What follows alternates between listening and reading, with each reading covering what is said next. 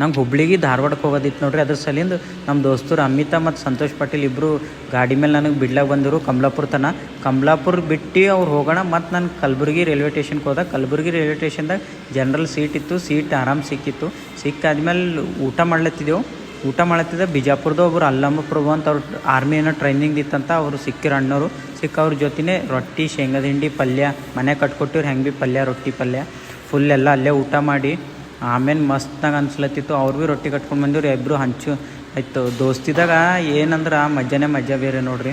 ದೋಸ್ತಿದಾಗ ಇಬ್ಬರು ಹಂಚ್ಕೊಂಡು ಊಟ ಮಾಡಿದೆವು. ಅಲ್ಲಿ ಊಟ ಮಾಡೋದಾಗಿ ಮೇಲೆ ಟ್ರೈನ್ ಯಾವಾಗ ಭೀ ಫಾಸ್ಟಾಗಿ ಬರ್ತಾ ಇರ್ತಾವೆ. ನೀವು ಯಾರೇ ಎಲ್ಲಿ ಭೀ ರೈಲ್ವೆ ಸ್ಟೇಷನ್ದಾಗ ಅಲ್ಲಿ ಸ್ವಲ್ಪ ಹುಷಾರ್ಲಿಂದ ಓಡಾಡ್ರಿ. ಇತ್ತಂದ್ರೆ ಬಾಜುದಿನ ಇತ್ತಂದ್ರೆ ಬಕ್ಕೊಂಡು ನೋಡ್ರಿ. ಆದ್ಮೇಲೆ ವಿಜಯಪುರಕ್ಕೆ ಹೋದೆವು ನಾವು. ವಿಜಯಪುರಕ್ಕೆ ಹೋಗಿ ಮೇಲೆ ಅಲ್ಲಿಂದ ಜರ ಅಲ್ಲಿ ನಿಂತು ಒಂದು ಚಾಯ್ ಕುಡ್ದೇವು ಕಡಕ್ಕಾಗಿ. ಮತ್ತು ಮುಂಜಾನೆ ಹುಬ್ಳಿಗೆ ಬಂದು ನೋಡ್ರಿ. ಹುಬ್ಳಿಗೆ ಬಂದ ಮೇಲೆ ಅಲ್ಲಿ ಹುಬ್ಳಿಲಿಂದು ಮಂದಿ ನೋಡ ಪರೇಶಾನ್ ಆದ ನೋಡ್ರಿ. ಇಷ್ಟು ಮಂದಿ ಇತ್ತಂದ್ರೆ ಇಷ್ಟು ಮಂದಿ ಎಲ್ಲಿ ನಡೆದಂತ ನಾವು ಒಬ್ರಿಗೆ ಕೇಳ್ದೆ. ಅವ್ರಂತಾರ ಇಲ್ಲಿ ಬೇರೆ ಬೇರೆ ಕಡೆಯಿಂದ ಹಳ್ಳಿದವ್ರು ಬರ್ತಾರೆ.